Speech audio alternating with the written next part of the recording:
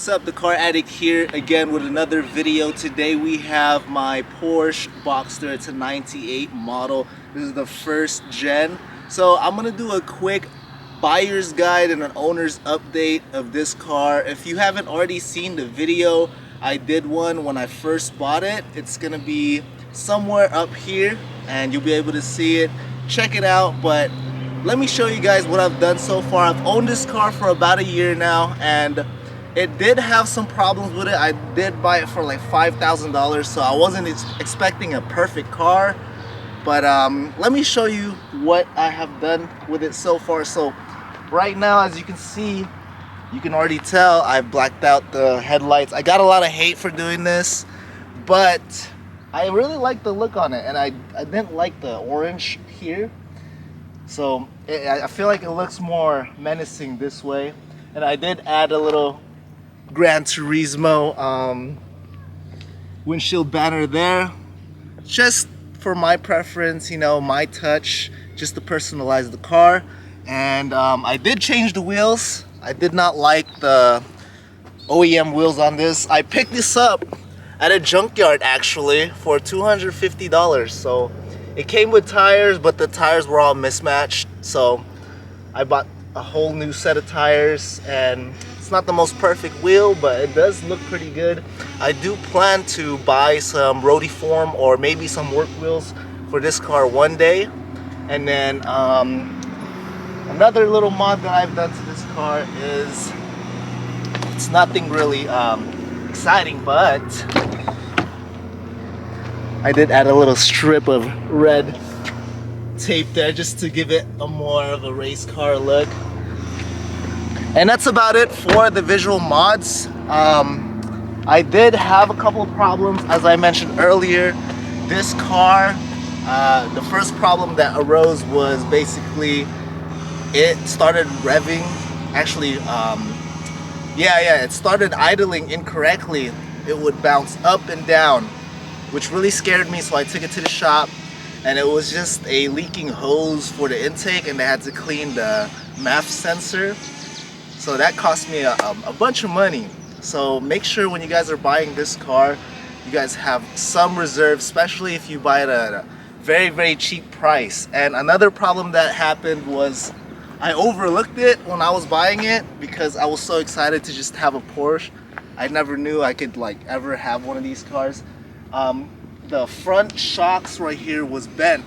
So when I got the wheel and I went in for an alignment, my alignment guy told me that he couldn't really adjust this suspension right here because of the bent shock. So I had to replace that. And with shocks, you replace one, you're gonna have to replace the other one too, which cost me another pretty penny. But other than that, it's pretty good now. $5,000 Porsche. I probably put in like $2,500 in this car, which is not too bad at all. At first I was just thinking of buying and selling it right away, but after driving it for about a year, I fell in love with this car. Couple of pet peeves that I have is just, I mentioned this on the review at first already, is that it doesn't have cup holders. I hate that about this car, and it's small. That's what it is. It's a roadster, so I can't really complain. But really, no cup holders? Come on now, man. And one more thing is the soft top is in pretty good condition. The canvas is good. But if you look closely over here, it is starting to crack right here. And then also on this side. Yeah, this one is really bad. You can see that. So I'm probably going to have to replace this soon. But it'll do for now. If you've been looking around on Craigslist or even Facebook Marketplace, you've probably seen a lot of these Porsches for sale now. So the market is actually going up on these cars. And I just wanted to give you guys quick tips and suggestions on buying this car. So first thing you have to do again is always check the VIN. I did check mine. I bought it as salvage. As you can see here, it does have a little panel gap here because the previous owner crashed into somebody, and yeah, that it's just gonna be like that. But it's not really too bad.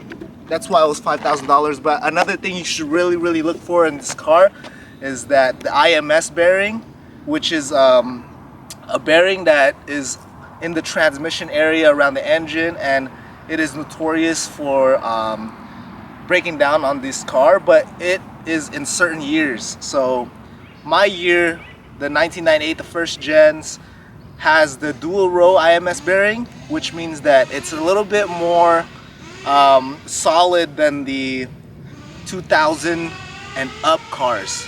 So excuse that, I think someone's playing a little RC car here, but yeah, those are single row bearings and they're not really going to be as reliable. But then if you really look at the statistics, it's only about 1% of the cars that really break down with that. I suggest that when you change the clutch, I'm still on the original clutch. If you change the clutch, change the IMS bearing as well. But other than that, these cars are pretty solid. Suspension wise, of course you're gonna have to update that, it's 20 years old. But yeah, I would say if you find one at a good price, take it, because these are already classics for Porsche actually, so you'll never run out of parts. Just make sure you have some money on the side to maintain it. And that's it for the video today, guys. Thank you guys for watching. So we'll end it at that. If you haven't already followed me on Instagram, follow me on Instagram at thecaraddict001. Give this video a like and a comment of what you think about my car. And again, if you haven't subscribed, subscribe to my channel. I'm really trying to get to 1,000 subscribers hopefully at the end of this year. So if you can, it really helped me out. Thank you again. The Car Addict out. Peace.